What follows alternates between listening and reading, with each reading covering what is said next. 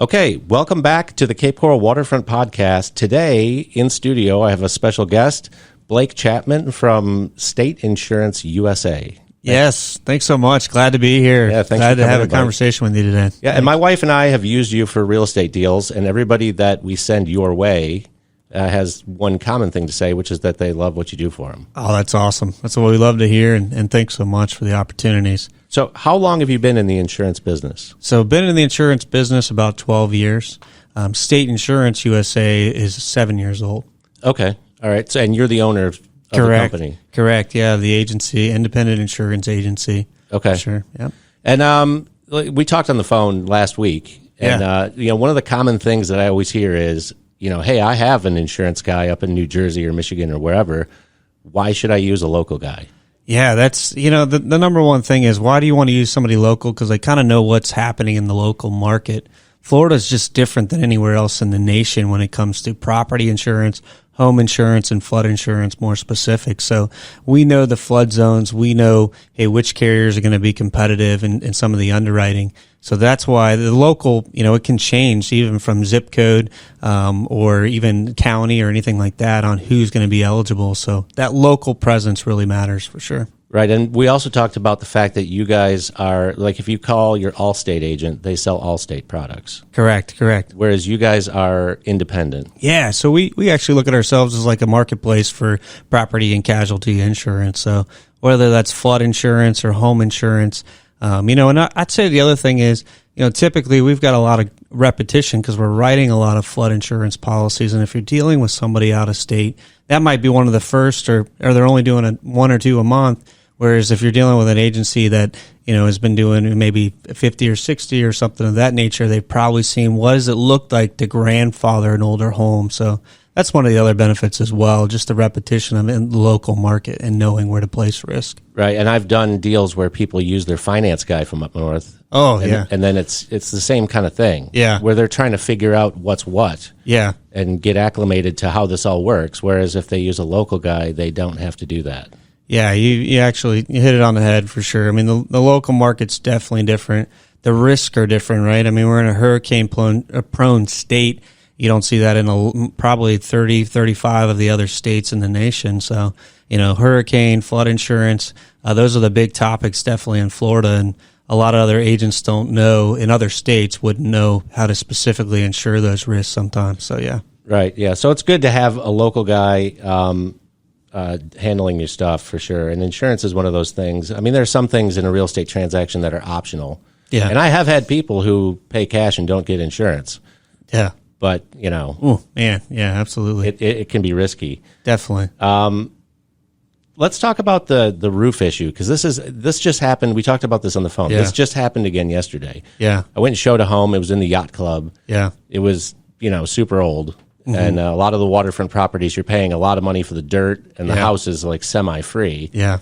And this guy's, first question I asked when I walked in is, how old is the roof? And he said it was 16 years old. Yeah. I was like, that's going to be a problem. Yeah. Now he said, it's no problem. I just renewed my insurance. Yeah.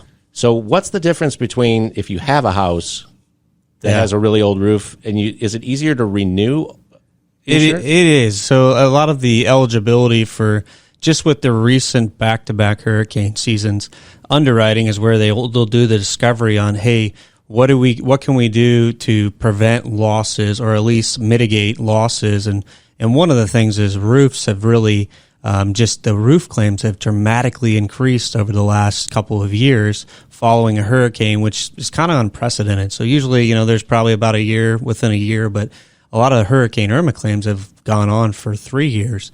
So that's where, from the underwriting perspective, why can that be such a challenge is because typically underwriting on like a tile roof, home insurance companies were good with like 40 to 50 years on a tile roof. Wow, that's a long time. Yeah, it's a long time. And so like things these days are only 16, after 16 years, there was a lot of roof claims on 16 to 20-year-old, 25-year-old tile roofs. So the home insurance companies have looked at it and say, hey, we really have to evaluate what's going to mitigate losses. And so that's why the roofs are such a big issue and, or whatnot. So it's not about that they don't want to pay the claims that are definitely needed to be paid. It's just the influx of claims that have happened, even 36 months based on damage that probably was hurricane related, or is it something that's not hurricane related, and it's a discussion, and there's a piece in there, and they have to prove otherwise or whatnot. So that can be the challenge there or whatnot.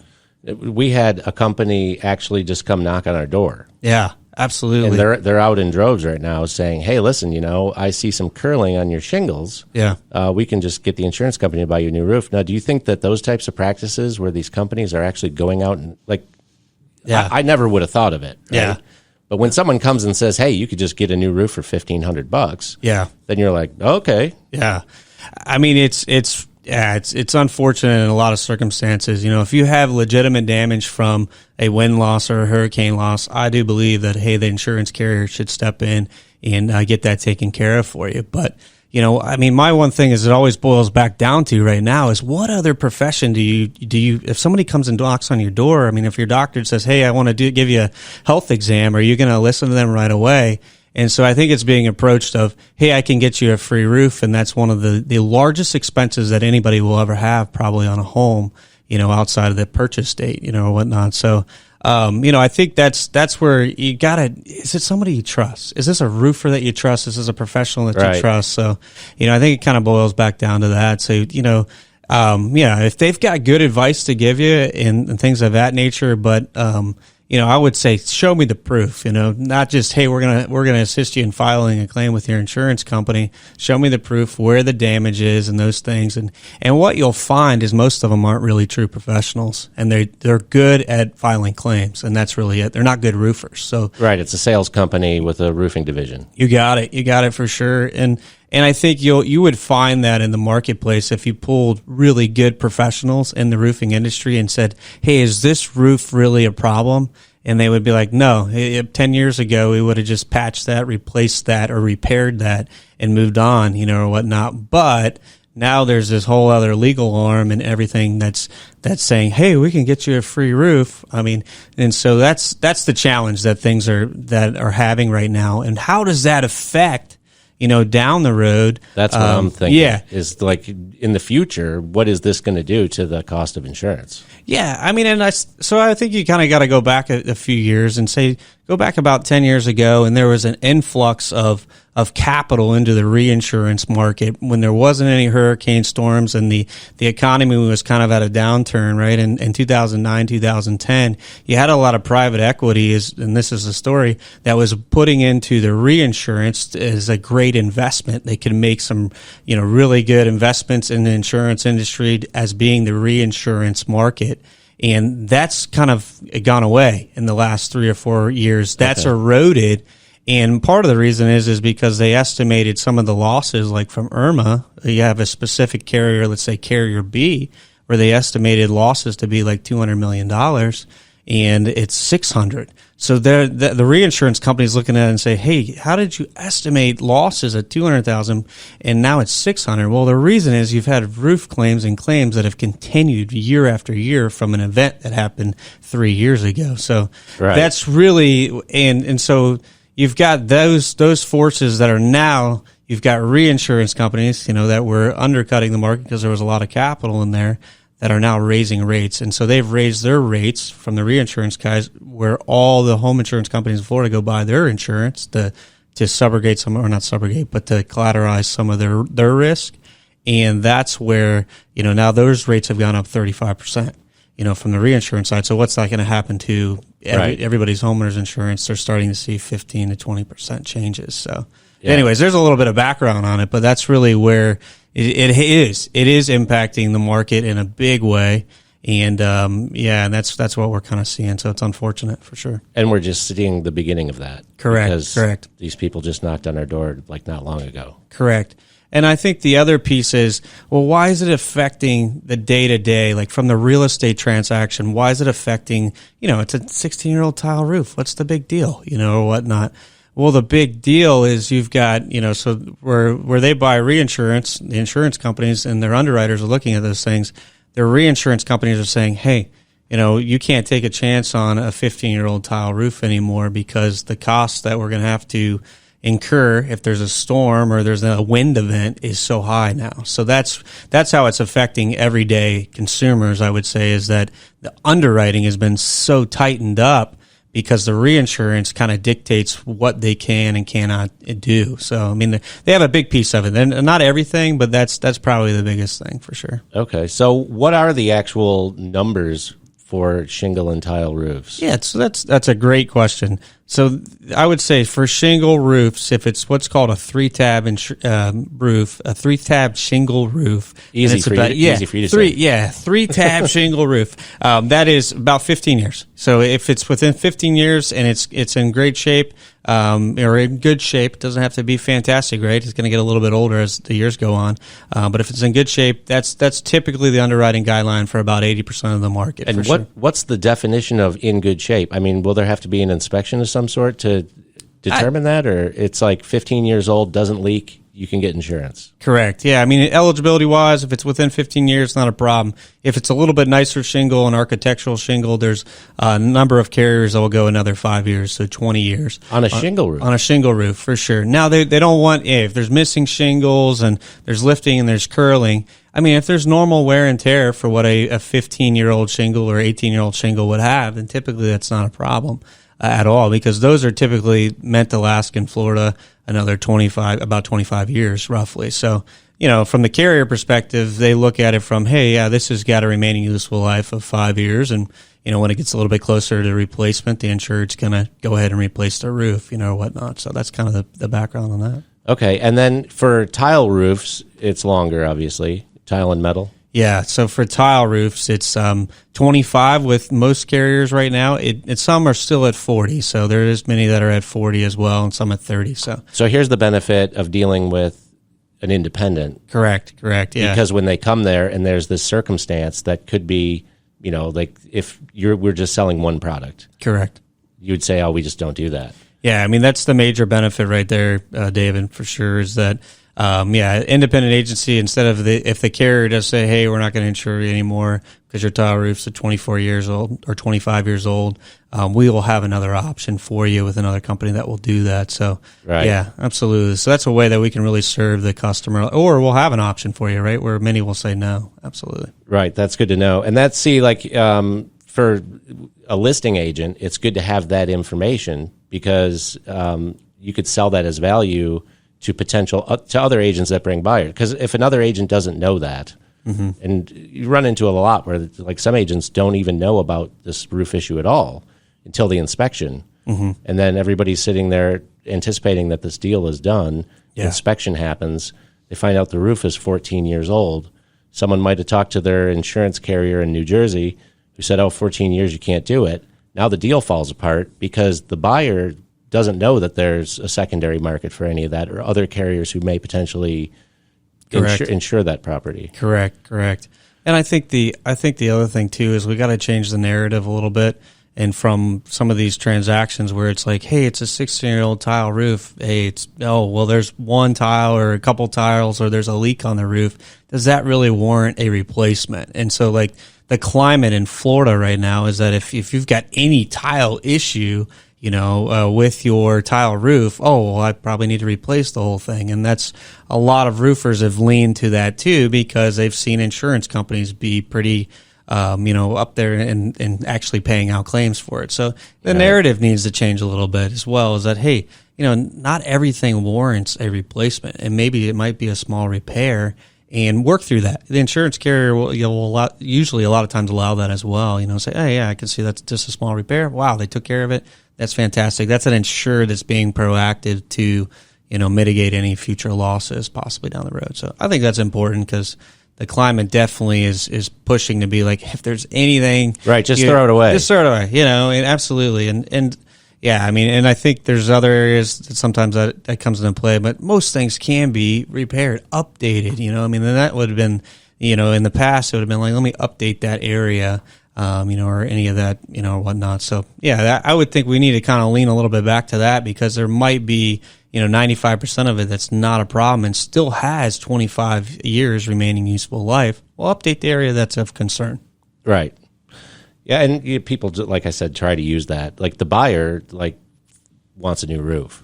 Understandable, yeah. The seller doesn't want to pay $20,000 to do it. Yeah, so, absolutely, for sure. But knowing like what the truth is and having people that could actually give you all the options is definitely the solution. Definitely.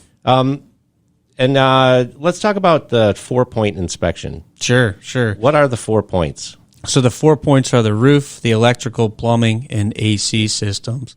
And so it just dives into kind of an overview of those inspections, not really super in-depth like a home inspection would be, but, as far as the roof, is there any leaking? Is there any curling? Is there anything any damage that needs to be repaired, or and then what is the remaining useful life is usually what will be on there. So that will be noted on a 4 point as far as for the roof section.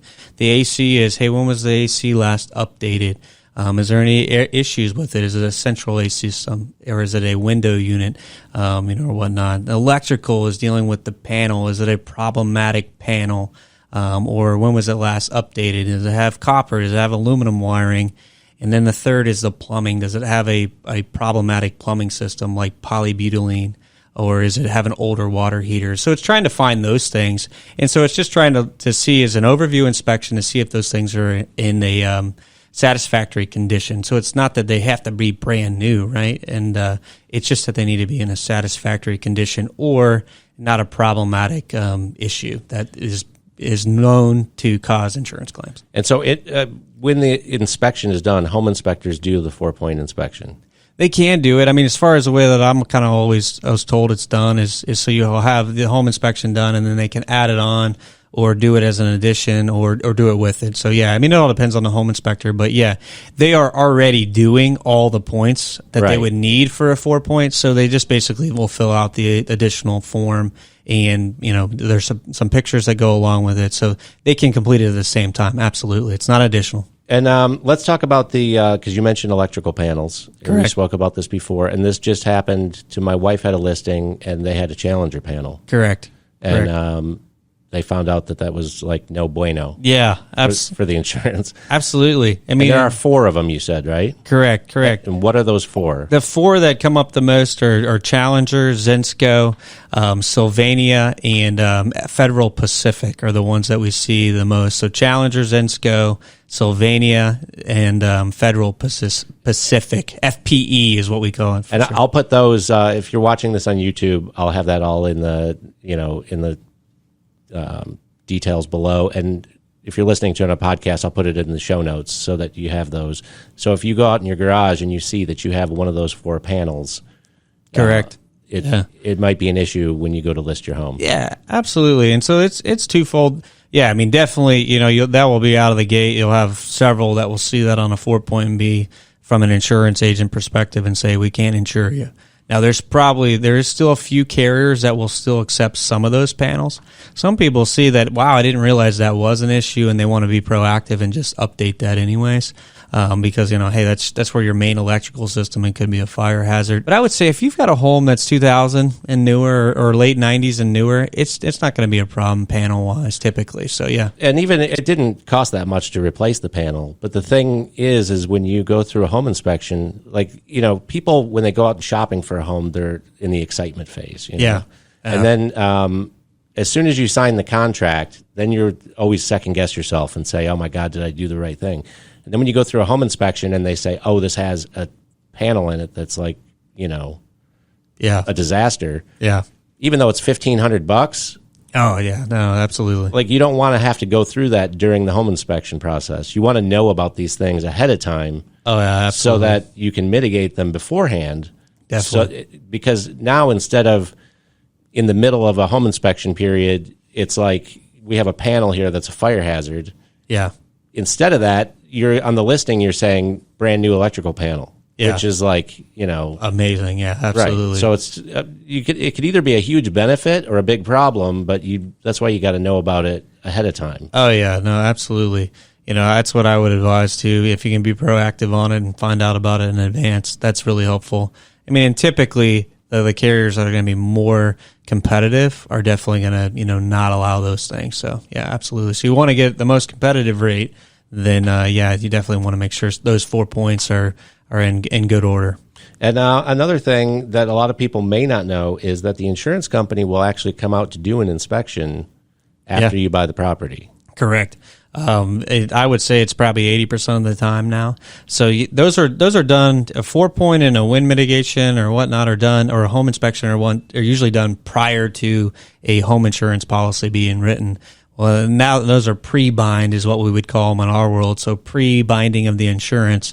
And but once we put a binder in place or put a policy in place, about 80% of the carriers these days will go out and do their own. They don't necessarily call it a 4-point. What we call it is an insurance risk inspection, and they'll do those evaluations on the same thing. But you would be ahead of the game if you kind of already knew what was there and what needed to be updated and things of that nature. So right, and we talked about like hot water heaters. If the hot water heater is too old, like what did you say it was 20 years? Yeah, 20 years on a water heater.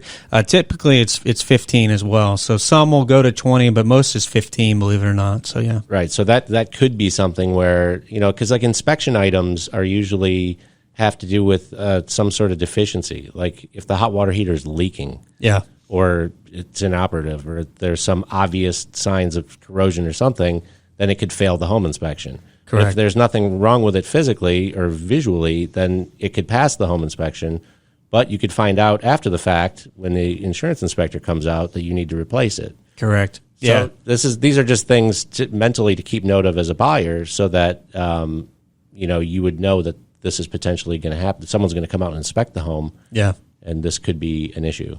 Yeah, definitely, for sure. I mean, and there might not be any issue with it, but again, it goes back to just that insurance underwriting. They just require it to be within that year. So there's not a lot of gray room in there. Sometimes they might give a year or something like that till a replacement, but usually once it hits that 15 years, and one of the other things I would say, it depends on where it's located as well.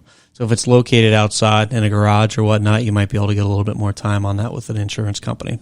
Okay. If it's inside, they look at it, could cause a bigger loss, right? Think of 40, 50 gallons of water being dumped on your floor or whatnot, or right. Near your cabinets and everything else. It can be quite a disaster. That's a ton of water. But yeah, so anyways, outside in the garage can sometimes, a lot of carriers will give a few more years for sure. One of the things we didn't talk about yet is flood insurance. You touched on it a little bit, but flood insurance, like in Cape Coral, basically is everywhere, right? Correct. So there's really actually 3 ways to buy it now. We used to always say, hey, there's only one way, right? And it's through the National Flood Insurance Program. Your homeowner's policy doesn't include it and it excludes it. And that's the way it was for many, many years, for sure. And but that's kind of really changed in the recent 4 or 5 years. So there's really actually 3 ways to buy flood insurance, and one is still through the National Flood Insurance Program. So you can get an option there. That'll always be there through the NFIP is what we call it, or the National Flood Insurance Program. The second is by endorsement. Some carriers will allow you to endorse on or add on flood insurance to your homeowner's policy now. Now, I will say that if it's in a heavy or it's an increased flood hazard area, most carriers aren't opting to allow that. Then you still will need to go through the National Flood Insurance. But in some of the less chance areas, you can still add it on as an endorsement. And then the third is a private flood insurance, where it's just a standalone policy that kind of competes with the National Flood Insurance as well. So, yeah, those are 3 ways to buy. Is Cape Coral, Fort Myers area one of those high-risk areas? Yeah, different segments. I mean, so, depending on where you're at. So, the zones are pretty straightforward. VE, flood zone, that's your high velocity flood zone. That's going to be more of the coastal, think of beachfront property, things of that nature, where there could be some wave action. And that's the highest risk right there. Sanibel, Fort Myers Beach. I don't know of any in the city of Cape Coral or in Fort Myers, but that would be more your coastal regions all the way down, anything coastal. Look at it that way.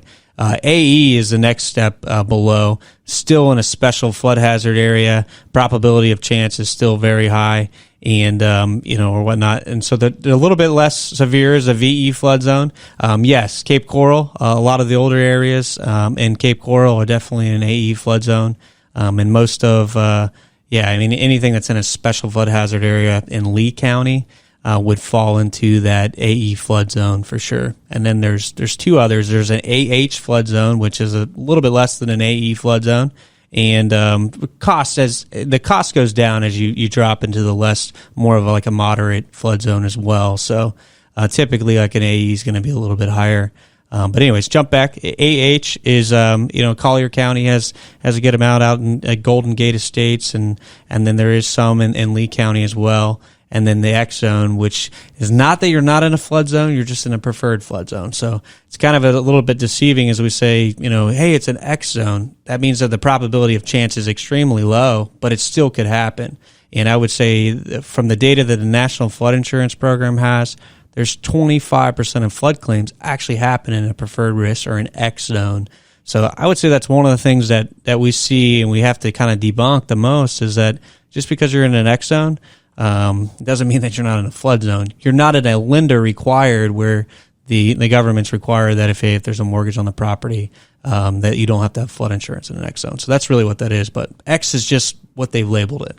Right. And the cost of your property being flooded without insurance is devastating, and it doesn't take much. I mean, we all think of the Hollywood movies and where the flood's coming over the homes and everything, right? But it doesn't take much. I mean, I would say from the Irma claims we've seen, it was a foot. It was 6 inches of water that devastated homes down in Bonita Springs area, Buckingham, a lot of other areas. Those were all preferred risks, a majority of them, and so it didn't take much. It was only, it wasn't catastrophic, right, flooding, but damage, yes, definitely. I mean, I would say it doesn't take long to add up, $100,000 in some homes, and you think of all the baseboard and the drywall, and it's all damaged, right? Yeah, the mold coming. That starts right away, right? And Florida's climate, you imagine water and everything, humidity. I mean, oh yeah, absolutely. We're a breeding ground for those things for sure.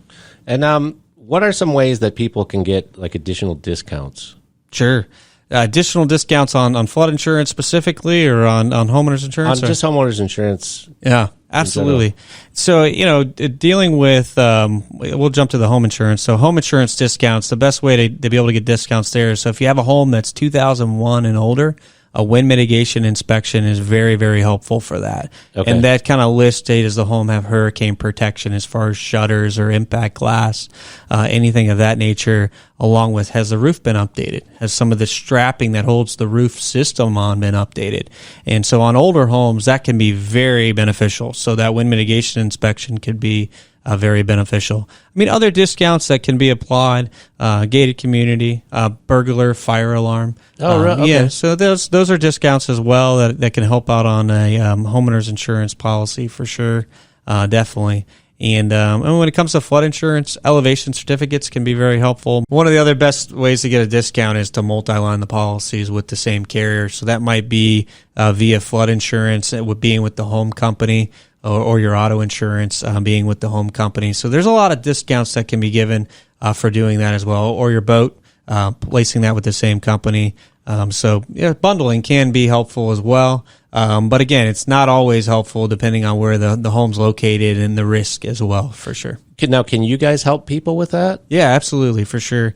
A few of our carriers actually we can bundle with on the auto insurance, home insurance, things of that nature for sure. Now, it's not always the best option, and so that's what we really dissect into, or we evaluate and say, actually, this home insurance company is a lot less expensive or more competitive, and your auto insurance is best here. So we can bundle those things together inside the agency.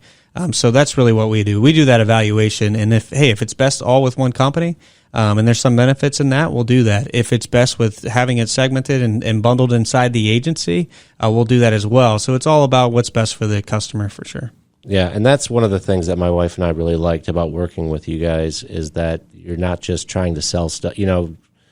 It's like when you call a company and they're just trying to sell you like extra stuff. Yeah. So if it makes sense to do it that way, great. And that's why a lot of people just want to use their same insurance company from somewhere else. But it never hurts to ask, or it doesn't cost to talk. So it's we've recommended your company a lot, and everybody's been happy. Yeah, no, we appreciate it, and that's huge. referrals are amazing for us, and thanks so much. I would say the other thing is you always see sometimes people go back to maybe an agent up north or anything of that nature, and it's just somebody that they feel like that they like and trust, right? Is usually what we hear, right? Hey, that's somebody I like. I've been dealing with them forever. They've never steered me wrong, or what have you. And I think it's a step further. We call it love and trust, and we feel like, hey, if we really truly care for them, we actually love the individual and want to make sure that one day if they do have a claim, they're taken care of. That's really what builds trust there for sure. So, I would say it's that trusted piece that they fall back on. And I think if you have someone giving you a true evaluation, says this person really cares for me, and this is somebody I can trust, then that's who you need to go with for sure. And those things take a little bit of time to develop, but you can usually see. But anybody doing a fair evaluation and saying, hey, this is the best option for you, is huge. And then the other thing is, once you've been doing the insurance stuff for long enough, claims do happen, and hurricanes do happen, and they will happen again, right? Or floods do happen, and accidents do happen, and it's a home insurance, an auto insurance, or any type of policy is just paper until you actually need it. And so I think that's really what, hey, is this policy, this contract that I have that the insurance agent suggested for me, is this going to be what I need at that hour, that time, when, hey, everything is chaos. I got an accident. Hurricane hit my home, destroyed the roof. And so that's really, hey, is this policy going to perform? And the evaluation. So that's one of the things we try to do is say, hey, this is how this policy actually performed for other customers in the same area. And so we have those stories, and I think that's really helpful as well. Okay, one other thing I wanted to ask you, because I've had people say this more than once as well. They have hurricane panels for their house. Yeah. But it's kind of a hassle to put them up. Yeah. So a lot of people will just say, hey, you know what? When the hurricane's coming, I just look to see if my policy's paid up and leave. Yeah. Is there some type of, if you had hurricane panels and you didn't put them up, is there some type of, downside insurance-wise? The downside is I would just say, hey, you still got deductibles, right, and things of that nature that in the event of a loss, so you want to do everything you can to preserve your property. Right. But as far as if they're just not put up or it's an accident, hey, I just couldn't get to it or whatnot. But I would say you want to do every proactive measure to do it. But in the event something still strikes, accidents happen. Usually it's sudden and accidental, right? Hurricanes, we're lucky with all the, I would say just the Weather Channel and everything. They let us know it's coming for weeks these days, right? Because it's great press. And so that's one thing that we can really, respond to. So I would say be a little proactive on it, and that will be helpful. But as far as it directly affecting the way a claim paid out, no, I haven't seen that at all. Okay, great. All right, so State Insurance USA, if people actually do want to talk to you, because, it's clear that you know what you're talking about. Yeah. If people want to talk to you, how would they get a hold of you guys? Yeah, absolutely. We just want to be a resource, when it comes to your insurance needs and things of that nature. We have a great website that has a lot of the information that we specialize in, along with, hey, here's what we're doing in the community as well, and then all our team members, just a bio on them and how you can get in contact with us. So our website's pretty simple. It's stateinsuranceUSA.com, and best phone number for us is a local number, 239-567-9992, or an email for me is Blake, BLAKE, at stateinsuranceUSA.com. All those are great ways. Hey, even if it's just a quick question. Doesn't always have to be like, hey, I want an insurance quote. Hey, Blake, I'm having a problem with, a carrier, or hey, how would you, do you have any suggestions on how I could save or anything dealing with that? I'm in the middle of a claim. Do you have any good advice that you can give me? That's what I'm all about these days, is how can we help? And I think that's really, really helpful for sure to individuals at a time of need. So. Excellent. Well, hey, I want to thank you for taking the time to come in. It's been very enlightening. When I talked to you on the phone the other day, you brought up several things, and I've been doing this for a while, but to get to sit down with a guy that knows his stuff great is really good. And if you guys are buying, or if you just own a property and you want to get your policy requoted or ask questions, get a hold of Blake or one of the team members over at State Insurance USA. Absolutely. We'd love to do that. Thanks so much. Appreciate it. Thanks for having us on, and glad to do it. Yeah, we'll talk to you guys real soon. All right, thanks. Bye-bye. Okay.